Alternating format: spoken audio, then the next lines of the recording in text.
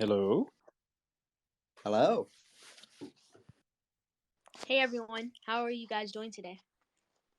Yeah, doing great. Thanks, Maya. How are you? Hey, Maya. I'm doing great, but during this interview, my voice may kind of go out because the internet is down here. But yeah, I'm happy and I'm pumped and can't wait to speak. Yeah, pleasure to have you. I was going to say welcome to the Mental Health Collective's Talking Rubbish podcast, episode 2. This week we've got Maya, who is a multi-talented artist, Spaces host, podcast creator, and public speaker, and she's done all of that at only 15 years old. So we're really looking forward to speak to her today. How are you then? Yeah, I'm doing really fine. I'm just gonna tweet this out really quickly. Forgot to do that. Okay, yeah, I'm doing really good.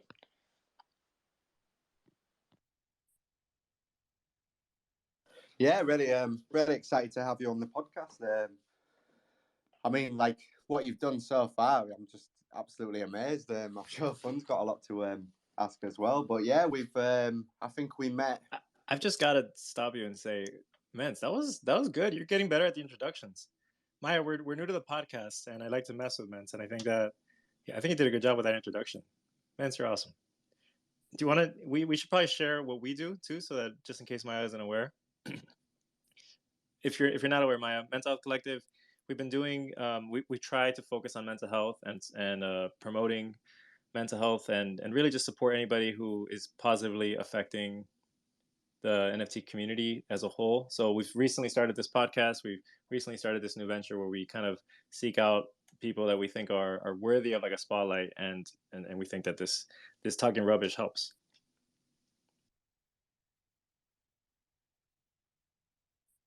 That sounds great. I love what you guys are doing. I know like a lot of people when crypto's going down, like their mental health may get kind of bad, and so I think it's important to like refocus and make sure that you're doing good mentally before you even think about financially, because I think we'd all like if we had you'd rather like have your life than $15 million, for example. So yeah, I think this is great. Ooh, you had to say my sweet number, 15 million. I would definitely take a second to make the decision though. I don't Yeah, think I would too. I don't think you get much chance to enjoy it though.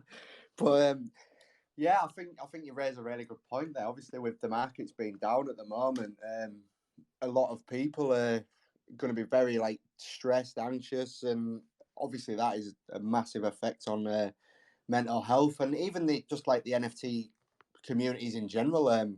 I think there are quite a few like underlying problems with like one of them, the main ones used to be like whitelist grinding. Obviously, people are getting no sleep at all because they're having to stay up all hours, like spamming LFG and discords and stuff. But I think as well, like you say, with the bear market, When moon.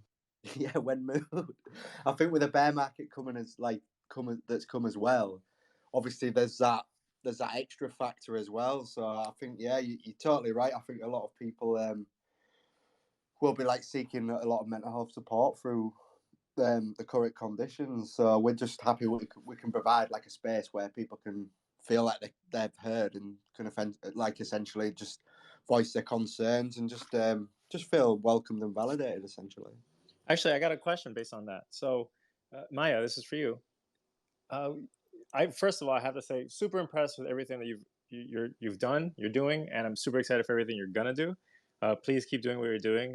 But when there's a bear market, right? There's people who are affected emotionally and financially because there's a lot of expectations that come. There's a lot of there's a big age group in this space that are like funding because they've missed a lot of opportunities in the past, like the dot coms, like the social media boom, and now they just don't want to miss these NFTs, understandably, and I support that. But a lot of people are overly invested. A lot of people have to provide for homes. They have debt. They have families, and that's why I think that they're hurting hard. Um, and I don't mean this in a bad way, but I actually mean this in a unique. You're Maya. I think you're in a unique position because I would argue that you have maybe less less of a risk because maybe you don't have that stuff. But I don't know what your thoughts on that, like being a young investor or a person who's younger in that space. Yeah. So I think, before I even speak, I'm 15, I don't have to pay bills. I'm young, so I can take more risks. So this will be I think what I do at least is going to be different than what most people in this space should do because of, I'm one of the few that is actually under 18. So I have a total different perspective on what I should invest in, and etc. But I think in general, uh, when things like this happen, you may feel like you're dumb or stupid. But I just think, okay, so Michael Saylor runs a company. He's very old, has billions of dollars to move, and he's still mismanaging his money at that age and with that amount of money. And now he's like down, I think, with unrealized loss of like $1 billion plus. So when you put that Oof. in perspective, yeah, I feel a lot better about the potential loss of money that I have. It's like I learned this lesson now, and if I can just remember this and not let it happen to me again, that makes me feel better. So when I see stuff like that, it just reminds me of how actually good I have it, and it makes me a little bit more grateful. And then the second thing is, I also feel like, so I actually was talking about this before, ironically, which was that I kind of compare a lot of things to gaming because we kind of all understand gaming, and so I feel like it's kind of like a game when you have these struggles that maybe potentially makes you depressed or stressed. It's kind of like a game in the sense that there's levels and there's obstacles and there's rewards, and so it's just like the same thing in your life. Think about a time in the past you've had struggles or you were depressed and stressed. Well, that was like the first level, and you probably got over it. You like passed through all the obstacles, and then there were likely rewards at the end. Just like in gaming, there's level one. It's somewhat it's not really very hard for the obstacles, but there are obstacles, and then there's a reward. And so maybe right now you're at level 10, and so at level 10, less people got to level 10. So I applaud you for that, for still being here. But then at level 10, there's going to be way more obstacles. It's going to take you way more tries, a longer time to get past it, if you can get past it. And the obstacles are going to look different, and it's going to be way harder, things you've never seen before. But the key thing is, if you get past it, the rewards are usually more than 10 times greater than the last time you've done it. And so basically, I like to think about it that way, kind of like a gaming. It always gets way harder before you level up. And so I think of all the times that I struggled in the past, got past it, and I got that reward. So I feel like, okay, now I'm just at a way higher level. And if I can get past this, like there's no telling where I will be once I get past it. And so that helps me keep going. Just thinking about kind of those two things. Yeah, I really like that analogy, and obviously, like you said, you, you don't have as much like with bills and so to speak. But I think the experience that you'll gain, obviously, if you're tied into games as well. I do play MMOs now and again, so I'm a bit of a degen in that respect as well. But like you You've probably said, never made it to level 10 though. yeah, I'm stuck on level 9. But I think, like you say, it's the experience you'll gain as well, and like this will be many people's first like bear market. I remember the one we had last time after we made the first high on Bitcoin, and I remember that was the time of ICOs and stuff. I don't know if you remember them, but it was essentially they were called initial coin something. It was basically like startups, and just as like Bitcoin was going to its first high, that's when all these like companies were doing these ICO offerings and stuff. Like basically, like you pre-invest and get these coins essentially, and all of them like dropped. But like the experience that I gained through that helped me massively, like to prepare for this bear market as well. And I think tying it into the gaming as well, like you say, it's just gaining that experience and obviously you'll get the rewards when you've essentially, if we call it a level, you've essentially survived the level, gained the experience, and then you get to reap the rewards when obviously the markets recover. Maya? I agree. But I think a lot of people who got into NFTs lately, in kind of the same time that I got into it, which was very recently.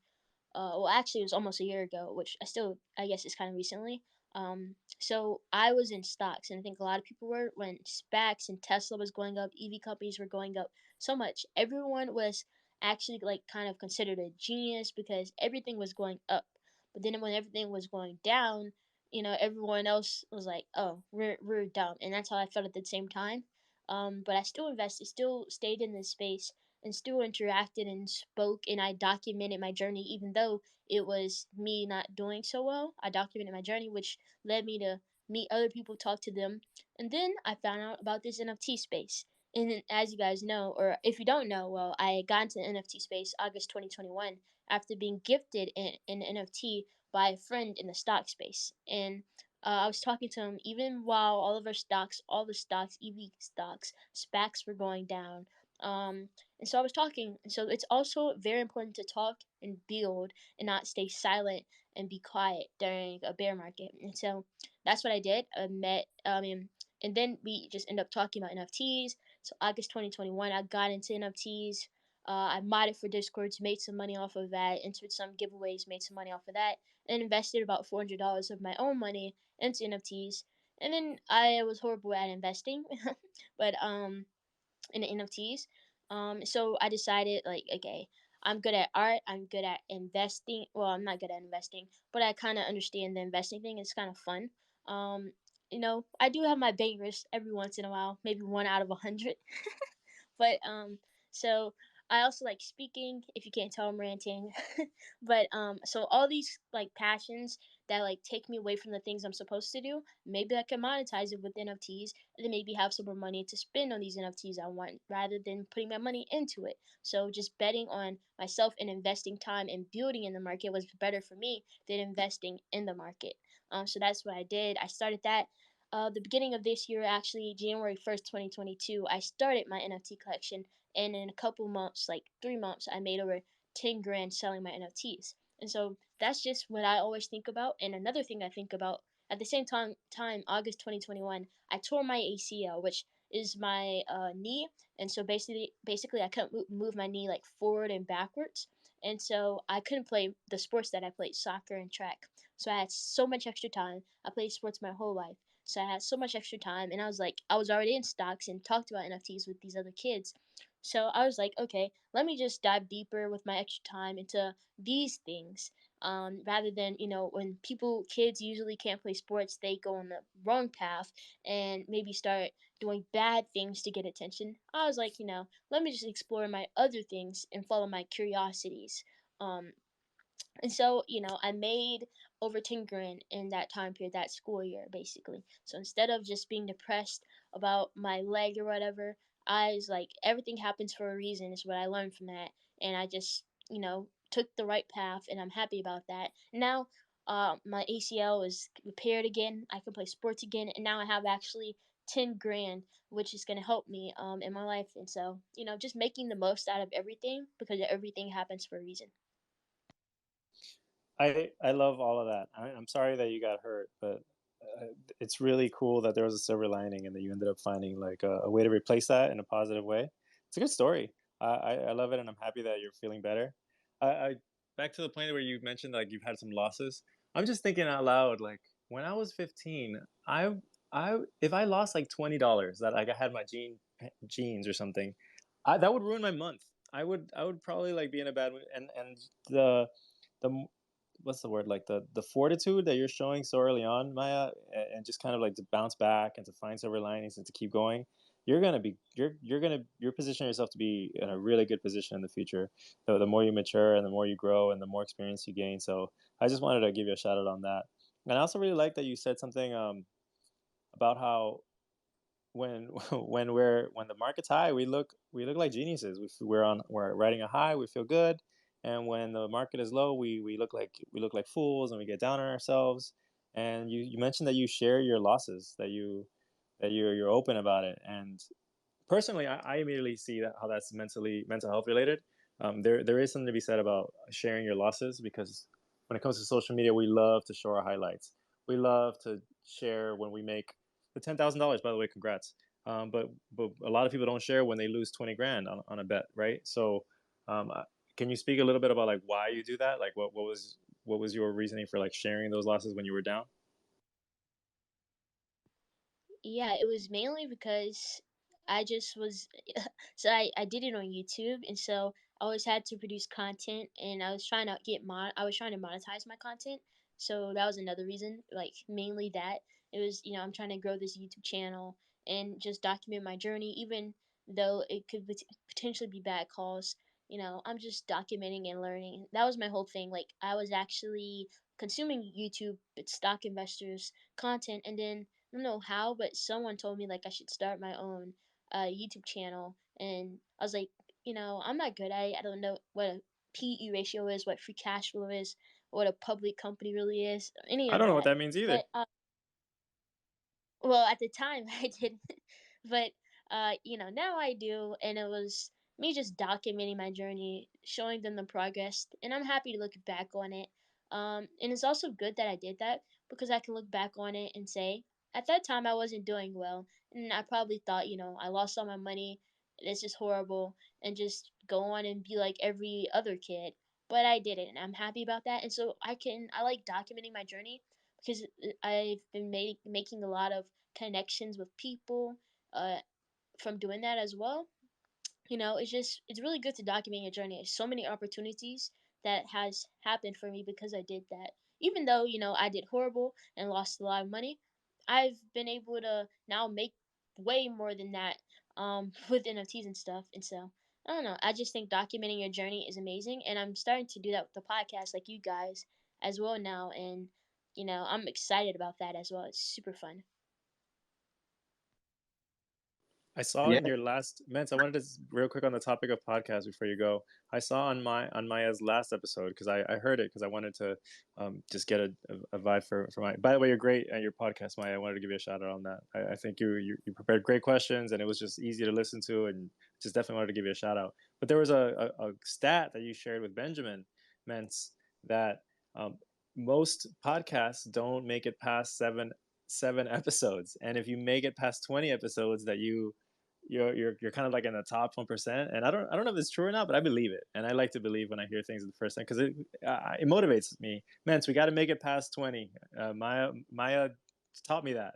Whether it's true or not, I believe it, and we got to do that, man. Go ahead, man. yeah. I was going to say I watched the podcast as well.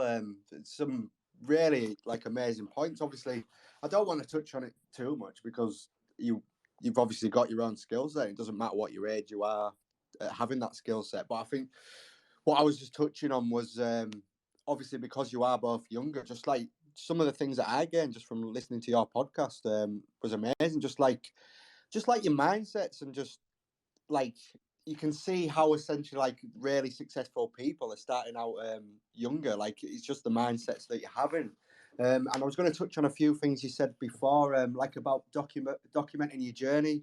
And I think like keeping a trading journal is like one of the like really good things you can do because obviously with trading that creates like discipline as well. So obviously, even though you have made some losses, you'd be able to look back straight away and see what you made wrong, and then maybe think, oh well, maybe that's why I went wrong this time. But you've gained that experience to know for next time. And I think some of the best traders in the world have all got journals, and like it's how you rise up from your losses. Like you either gain the experience or you think you know it all and blame the market. But I think just the mindset you've had's great. And like you were talking about with influencers as well, the amount of people I see on Twitter who are like essentially like crypto influencers, like they're the best traders in the world, but they're always like that in bull markets. And then I always find that as soon as like a bear This market isn't starts, financial advice.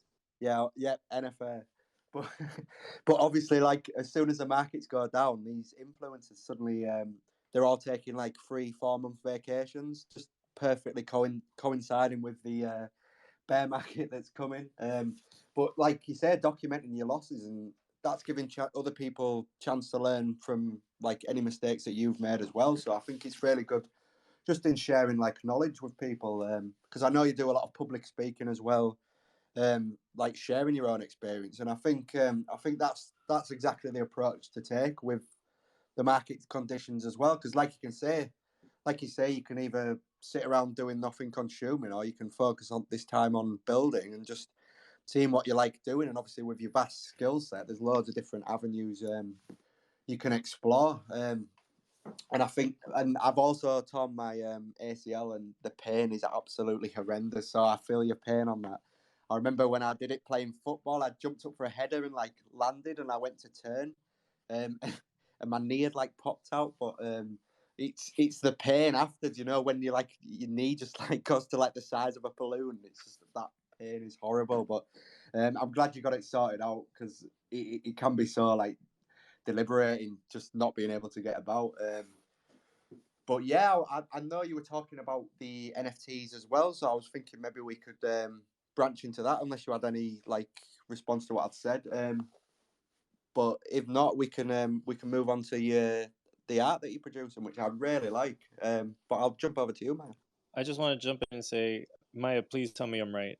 Based on your history you've heard of men's, I'm sure you could take them in football, soccer now, right? Yeah, most definitely. I love soccer and I practice it so much. I definitely do think I can beat you at soccer. You might be able to beat me at soccer, but I play football. Football.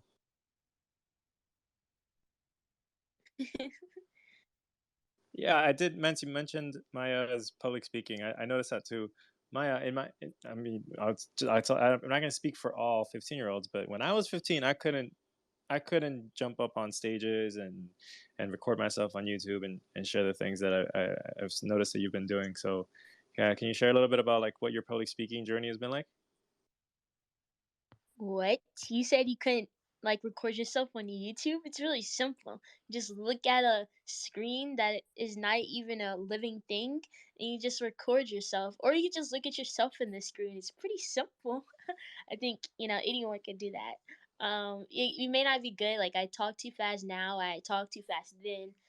But I don't know if people still watch, I guess. I guess some people could understand it, you know, out of the billions of people in the world. uh but public speaking, that I made a public speaking post on Twitter a couple of days ago, or maybe like a day ago, I don't know. And so that was actually the first time that I spoke in public about NFTs and investing in successful entrepreneurship. So that was actually my first time. It was really fun though. I'm happy that I was able to get some content from it being my first time, like so I can always look back on it because I think I should only get better, hopefully, or I'm gonna position myself that way.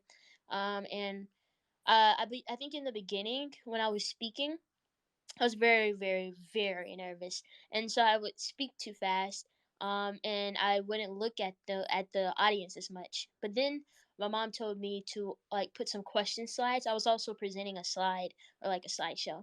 So when they started asking questions, I really focused on them and saw how so many people were interested in the question. I mean, in what I was doing, and they asked a lot of questions. So that made me feel better. And after that, I guess I did pretty good. Yeah, so I recommend everyone to have a question slide. I don't know what it did for me, but it just helped me, I guess, and made me feel like people were actually interested because they were asking a lot of questions. It made me feel good. If it helps, I have questions for you. So I'm ready. I'm ready for you, Mens. Yeah, like you say, just sharing your own experience with other people, it just helps a lot. And obviously, you'll be helping like set up the future as well. Especially like you said, it was I think you said it was people your age, and just creating that spark in them just to get to like pursue their dreams, essentially, like you're doing. I think it's great. And I'm terrible at public speaking, so you'll definitely do a better job than me. I know we're in like speaking in a podcast, but I've got the safety of the screen, like you said. But we'll jump over to fun. Actually, yeah, you brought up something that I wanted to ask Maya. Actually, back to Maya for a sec. It is so scary to talk to a screen just by yourself, in my opinion, because you have to look back on it. Like, all right, so I'll look at there's a metaphor, or I've heard people talk about this, like a comedian, for example, right? A stand-up comedian speaks to a crowd, and they wait for the response of the audience. It's harder for comedians who have moved to the digital world, who like do YouTube videos or do TikToks, or so they said, because it was a change, because there is no reaction from an audience. You have to just kind of trust that you like when you're with an audience, you say something and they respond and it gives you energy and you keep going. So uh, they used to argue that you have to like bring the energy by yourself without a response. So maybe you're not familiar with that because you just jump straight into YouTube and you have, and trust me, I'm telling you, that's a skill. Congrats on that. But something that Men said about people your age, Maya, I wanted to ask about like what your experience is, because I know that you are not the only teen that's in the trading world, that's in the NFT world, but you are definitely one that stands out, and you definitely deserve the spotlight. But what's your experience with like other people your age that have been interested in this stuff? In real life or online? Either or. I guess so. I'll start with in real life and then go to online. So in real life, there's a lot of artists, and when I was speaking at that event, there's some artists that came up to me and want to talk more about it. The thing is, they're not really very interested in doing it. I guess because they could be privileged, or because it costs a lot of money to get to like first get into it. But I don't really know. They just don't seem just so determined to get into it, and so they don't really put so much effort into getting into it. So I haven't actually, well, I have onboarded someone to crypto and NFTs, but I haven't like onboarded an artist into crypto and NFTs yet from in real life. Online it's a little bit different, I guess, because they're already in the NFT space, so they already took the step to get on Twitter, to get in these NFT Twitter spaces and stuff, and to ask questions. So I've onboarded some artists that way. It's way easier because I guess they already are interested into it, and they actually want to take action, and are more determined. So those are the two, I guess, things. And kids my age, my friends, I don't talk to, well, I do talk to them about NFTs and stuff, but I don't really go really deep into it or really talk so much about it, because they're more interested in TikTok and sports and other things. I'm interested in those things too, so I just bond with them over what I bond with them on, which is Yeah, for. isn't it arguably good though, right? Like you get a break from all this stuff with your friends. Yeah, so I'm not talking about NFTs all day. I'm getting to know and learn about a lot of different things and enjoy a lot of different things, which I think makes me a more well-rounded person. Yeah, great response there, mate. I've got a couple of questions based off that, really. So I know you said like a lot of people your age weren't really like that bothered or into it, but what like ignited your passion for getting into it originally? And as a follow-up question to that, where would you like to see yourself in 5 years? Great question. So I'd say what got me into it originally is actually this kid, Zachary Cox. He gifted me an NFT, a Slacker Duck Pond NFT. And at the time, I was like, oh my gosh, NFTs are that stupid thing that my favorite investor always talks about when I want him to talk about stocks. And they sell for hundreds of dollars. So, yes, I will accept this gift and, set up the MetaMask or whatever it is. But you're going to have to tell me how to do it. And I'll accept it, and don't like feel like I'm just gonna keep it. My intention was to sell it for $100. That was a lot of money to me now, but as well as like very much so back then. And so that's what I did. And so, but I was trying to make sure I was getting the most out of it. So I was trying to figure out like how do you value NFTs, and like where's the best place to sell it and all of that. And so from learning all of that, it just made me more interested and investing into NFTs. And so I still have that NFT, but my intention was selling. But I just, after learning all about NFTs, and I decided to invest more into NFTs. And so, where do I see myself in 5 years? I see myself as just being kind of like an entrepreneur, doing cool things with art and everything. I don't know. I just like want to combine all of my passions, all the things that distract me from maybe school and other things, into a way that I can like monetize it, and I think that would be cool. So, like with NFTs, reason why I started my own NFT project, it combined my investing, art things, talking, all of those like passions that I have. I'm just interested in so many things into a way I could potentially make money off of it. and so it could support all my passions and me looking more into all these things, which I have done in the past couple months. And so, I guess that's kind of the long-winded answer to both of those questions. I gotta just say that I there's something to be said about at least my generation. Just pretend that I'm like 99, okay? There's something to be said about my generation where when I was growing up and trying to find like my passions, I think the overwhelming amount of options was like scary, and that kind of like that saying you either fight or flight or you freeze, which a lot of people accept now. I think most people freeze or used to freeze, and that caused a lot of like crisis for people. But I think the new generation and just like the empowerment of like NFTs being like kind of reprogramming people to be like creators in their own right, no matter what they are, has kind of encouraged everyone to just find their way. And I love seeing that. I love hearing about that. And I hear you, Maya, saying like that you're just curious and passionate and bravely just jumping into things and figuring your stuff out. And I wanted to give you a shout out on that because you're facing this in a way the same problems we did, but you're not freezing, you're fighting, and it's so exciting to see. So congrats on that. Yeah, and I think the reason why I'm fighting is just encouragement from other people like Zachary, my mom. They all encouraged me to do this because, I think everyone thinks about these different things, but they just never go after it. Mainly probably because they're not brave enough to do it or confident.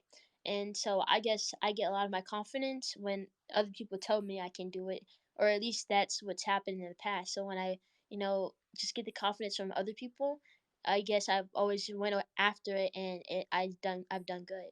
So I'd say it's mainly just because of other people being encouraging me and all of that. And so that's another reason why I would encourage anyone and everyone to go after what they want to go after, because they probably can do good. They just need that encouragement. I think we before we get into the things that you're building, like your art and your podcast, I wanted to ask you one more thing about. I've noticed that, like for example, in your podcast, you are promoting others in a way, right? So I did want to ask about what your experience has been, or if you have any tips about the value of reaching out to people, initiating relationships, initiating partnerships, collaborations. Like for example, like we follow each other now, and I love that, and we set this up, and so I think that's like an undervalued skill that a lot of people tend to talk about, but not everybody's doing. So I kind of wanted to ask you about your experience with like just working together with others about stuff. Yeah, I think there's something interesting that I listened to recently, which is like a lot of people consider all the people that follow them their friends and their connections, which is not. They'll connect and talk to, like, if they need something or if they want to help someone, they'll always go to the people that they know the most, and talk to the most. And so you can't really. It's not about like the people they follow or whatever. It's about the people they talk to, connected, conversated with the most, and make them feel valued. And so I started this recently. I'm thinking everyone that follows me, and then checking out their profile, and the three tweets that I like the most, I like them, and then ask them a question or so about it usually. So I've been doing that, and that's the stuff that most people who follow me, or I mean, most people in general in the NFT space don't do. And I saw one person do that, and I was like, whoa, that's smart.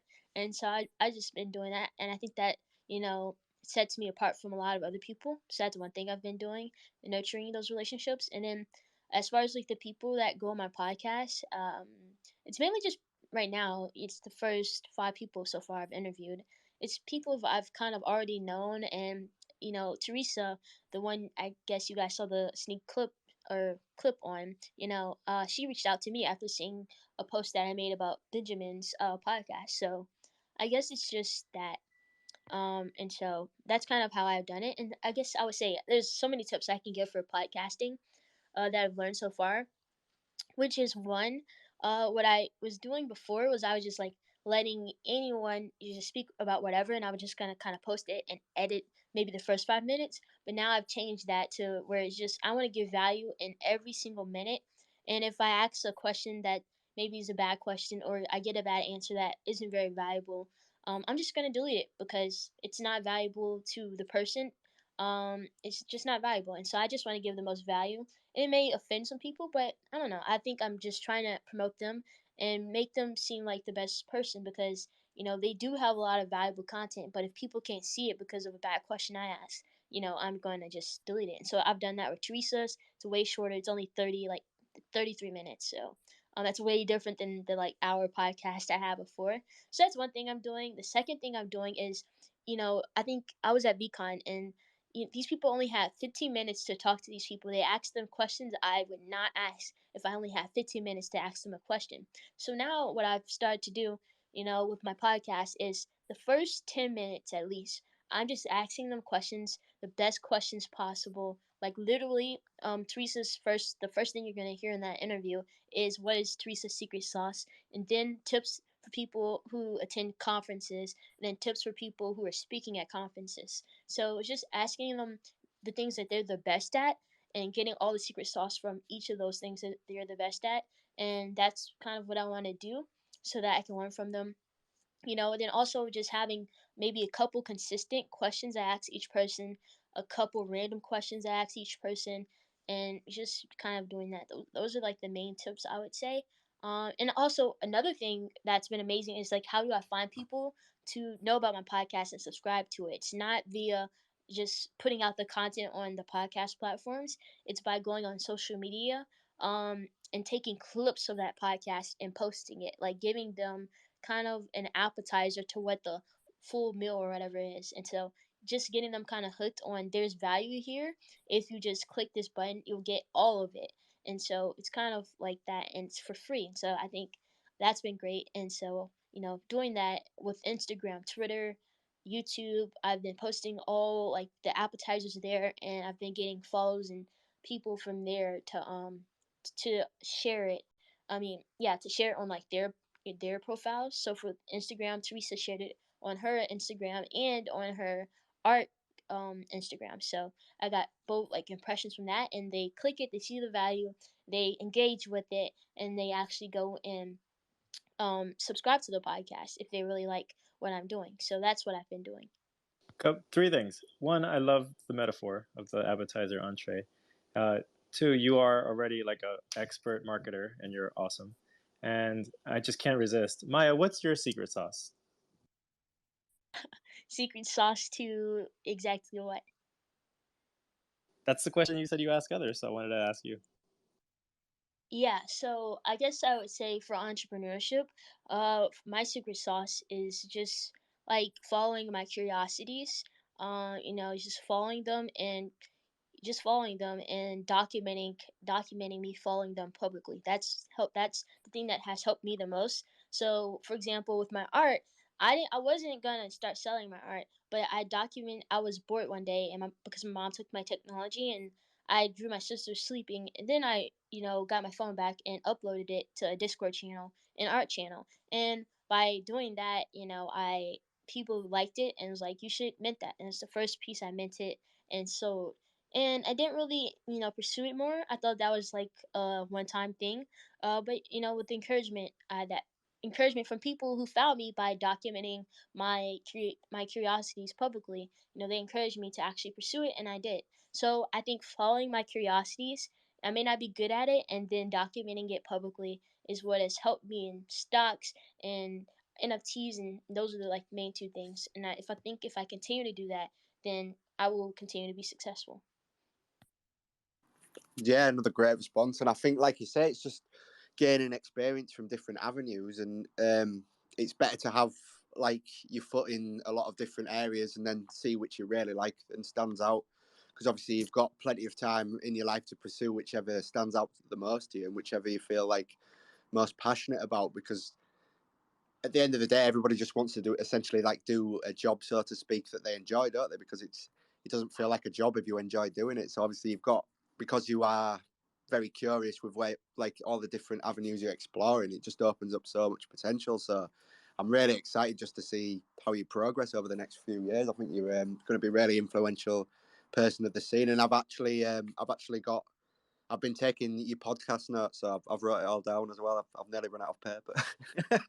But We have another guest and you start the podcast with "What's your secret sauce?" I'm telling on you. I'm telling Maya.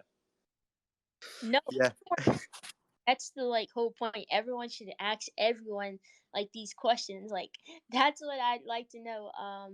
Or I mean, there was some great, it was great content that was at VCon, but I wish they would just ask those questions. And I guess another one that I've been asking everyone is like the 5 people they follow the most, because if you're the average of the 5 people you talk to or hang around the most, then that means I'm a math geek. I'm 2 years ahead in math, and so it's like you're gonna want to. That means that the people that you talk to the most, one of them at least, is most likely smarter than you. And so if I want to continue to progress and being a better entrepreneur, a better NFT artist, or whatever it is, whatever skill that is, then I need to figure out who you listen to, who you talk to, engage with the most, because that's how I can continue to get better. Not just learning from them, but also learning from the people that they learn from, and continuing to do that. That's how you can dive deeper and get better in whatever industry or skill that you're trying to learn. So that's Yeah, another question there's asking a everyone. saying there's a saying that says you shouldn't be the smartest person in the room. If you are, you're probably in the wrong room, right? Yeah, that's why I'm never the smartest. Or that's also why I myself as never the smartest. I was going to say I don't really have to worry about that. I think I'm usually the least smart person in the room. But yeah, I know we were talking a little bit about like your art and stuff, so I'd like to move over to that. Like I remember how we first met. Actually, I think it was in a space, and I discovered your art, and I was just really drawn to it because I'd say it's more abstract, but it really stands out. And I've had a look through your collections and stuff, and I was going to say, is there any piece that like what is your favourite piece within your one of one collection, and what like influences like did anybody influence your art style, or was it just something that you was it just like how you feel you express yourself, or was there any influences for it, and what was your favourite piece within the one of one collection? Yeah, I think the critters in my Mya Parker one of ones are my favorite. And so, for people to engage with something, it has to connect with them. And for it to with art, for it to connect with them, it has to be from the artist. It genuinely, they connected with it. And so you can feel that. Or at least when I'm buying one of one artworks, at least, I have to really connect with it. And usually I can tell that, when the I've noticed when the artist really, really is passionate about it and really connects with it, it shows in the artwork and people can feel it. So that's what I did with those art pieces. I just think I thought about all of my experiences that I like the most and resonates with me the most and I remember the most, and documented it with my artwork. That's essentially what I did, and I wrote a description about it for people who are better with words, people who are better understanding with art. Those are two ways of communication, art and words and stuff. Um, I also did an art piece, and I just kind of documented my journey. For example, so I said my favorites were the critter, but one is like a roboto derivative, and it was like talking about how a lot of people feel like a robot. Also with my injury to my ACL, a lot of people feel like they're a robot. Like if they're not programmed to do this, then they fail.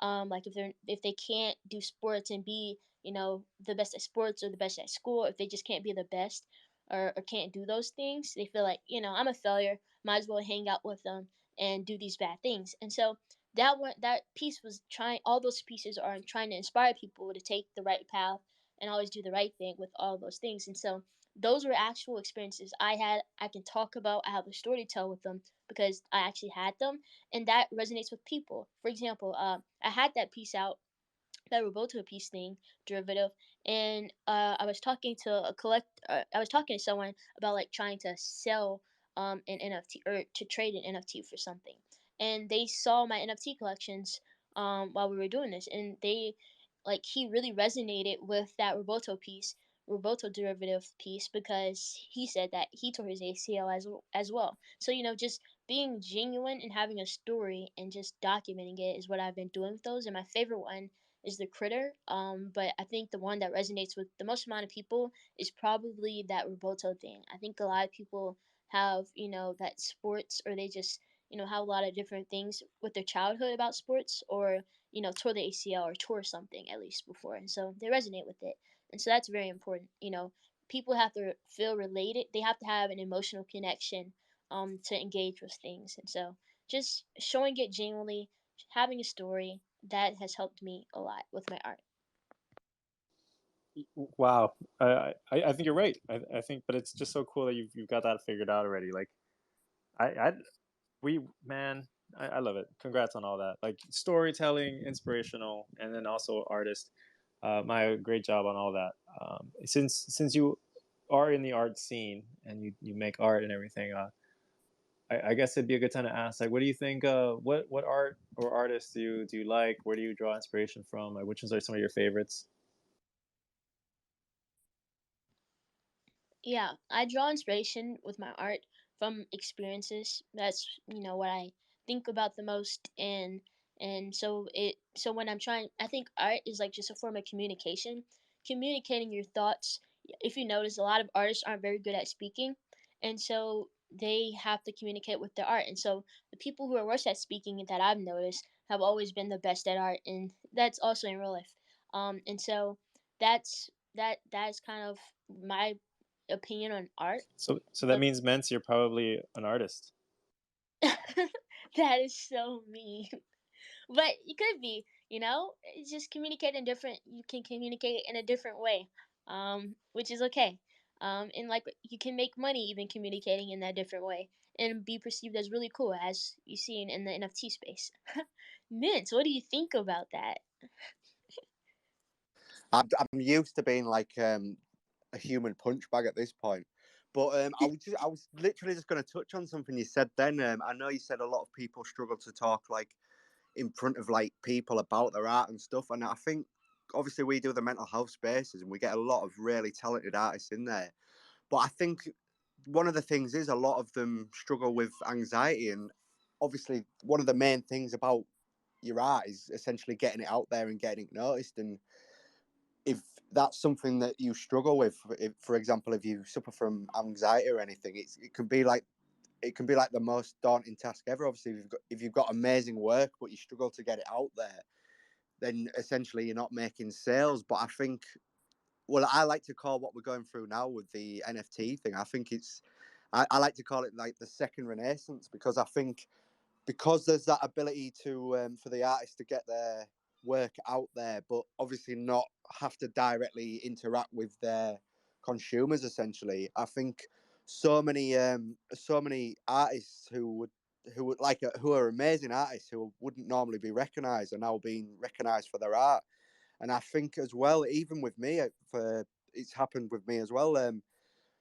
Just like with the boom of it all, it's just so many people who used to be into art, but obviously, like they've grown up, they got stuck in work, and as you get older, you're less involved with your passions, just because like life essentially intervenes with you being able to like spend time on hobbies and passions. And I think it's recreated, like it's brought a lot of people back to where they were with their passion for their art. And I've noticed, even like I was saying with myself, a lot of people are going back to like art when they didn't have a chance to before. And at the same time, like I said, it's helping artists who can't speak, or do suffer with, like, say, anxiety, for example. It's giving them the chance to get recognised for their work as well. Yeah, I think a lot of Web 2, I guess, where it's all social media, TikTok, YouTube, blogging, writing, artists couldn't really succeed that much with that. I mean, it could help them, but it's a lot about speaking and writing and explaining your thoughts in those ways, which they're usually not the best at. What I think is interesting is the best, in my opinion, artists are never gonna be in the space and have NFTs because they're just not so well at speaking and stuff like that.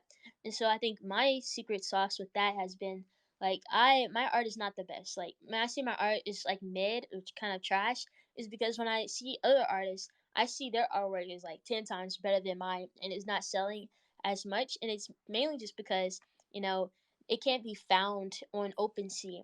They have to actually be on social media, specifically Twitter, to be able to speak about it and tell the story about it. Because or at least be on the space and speak, and then maybe they'll see it on your Twitter post and see the art is amazing, even if you can't speak. So I think those artists who can't speak well, and I still am pretty trash at speaking, just having your art out there, and maybe just getting someone to put a description. Maybe you can speak well with people who you love and like are your family. And you just can't speak in front of other people, and you can tell them about it, and then they can like write a description of or the story behind that art piece. And so I think for artists who just kind of have anxiety about that, just putting out their art there and just kind of being in the spaces, just speaking. You could be shy and could be horrible at speaking, but some people are gonna check out your profile. Percentage of them will do that, and they'll see the art and they'll see the story and they'll resonate with it and engage with it and potentially buy it. And so that's kind of my opinion on the NFT space. Like, I think the best artists are most definitely not in the NFT space. I think that what you're saying is great, because you're saying that even if it's not great, just put it out there, and something good could come of it just from sheer participation, just putting it out there, taking the risk, being brave enough to just jump in there. And I love that. I think that's a really good message. But I also wanted to say that I don't think your art is trash. It's great. I think that I think we're all critics of ourselves. Like, we're our biggest critic all the time. Like, it doesn't matter what I think. It's what you think of yourself, right? I think more than anything, I'm gonna butcher the quote. So I'm just gonna say there's a quote that's something like, when those that are like most critical of like their art in a way is kind of a reflection of just having really good taste, right? Like, if I'm struggling to make a song, and it comes out like trash, it's because I have such good taste. I'm comparing it to like these awesome people. So there's something to be said about that. Like, even if you're struggling with your art, you could always rely on the fact that you have great taste and you have high expectations for yourself. So even then, there's positive in those things, Yeah, and I thought I'd share that. yeah. I look at like Nyla's art, Ferocious art, Gavin Mueller. Those are, to answer your other question, like some of my favorite artists in the NFT space. Teresa, she's 2 years younger than me, and her art is, in my opinion, way better. And I love her art style. I can't wait for the interview to come out. But she's just so good at art, and I look at it and I'm like, that's like the art I aspire to have one day. To kind of have art like them. And I just think like, when I say trash, I don't really think of my art as trash. I have my art and I love it. I actually have some art here in my room, but I can't share it. Dang it! But I look at theirs and it's just so amazing and it inspires me. And I just feel like it's 10 times better than what I have, because I know how hard it is to do it, and it's like 10 times harder to do it. And so I just think, wow, you guys should definitely check out Teresa's art. Nyla Hayes' art, it's amazing. I like what about Nyla Hayes' art. She has like these. So she watched this dinosaur show that I watched too when I was growing up, and she's just very passionate about dinosaurs. And she's also passionate about artwork, and she's also passionate about like females and empowerment and all that stuff.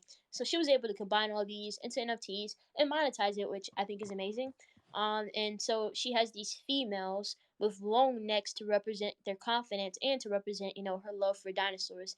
And so that's the thing about it. And she just draws these people with long necks to represent those two things. And I think a lot of the female NFT projects, they're all kind of the same as far as the art style, just females with different features, or different, not different features, but different accessories. That's pretty much the only thing. And then draw maybe with a different type of stencil or pin or whatever. But Nyla's is different. It like actually represents females really well. And so I have one of her NFTs, and I have like multiple, but I have one long necky lady, and I like that, and I'm biased about all three of those projects. I have NFTs in all three, and I love them. Or no, I don't have Teresa's NFT yet. I'm gonna have to get one, but her stuff sells for so much, because she's amazing. But shout out to all three of those artists. Yeah, great, Maya. I'm definitely gonna check them out. Check them out. And I think I won't touch too long on it because I know we're coming up to the hour, and I had another question that I wanted to ask. But I think this is obviously not financial advice as well. I think like with the way the market is at the moment as well, we are going to see like a bigger shift to more like one of one art. as opposed to like PFP things. And I think that's going to really boost like just the artistic talent within the scene, because I think that's going to draw people in as well. But yeah, some of my personal favorite. Well, my personal favorite is probably Matt Miller, because I absolutely love.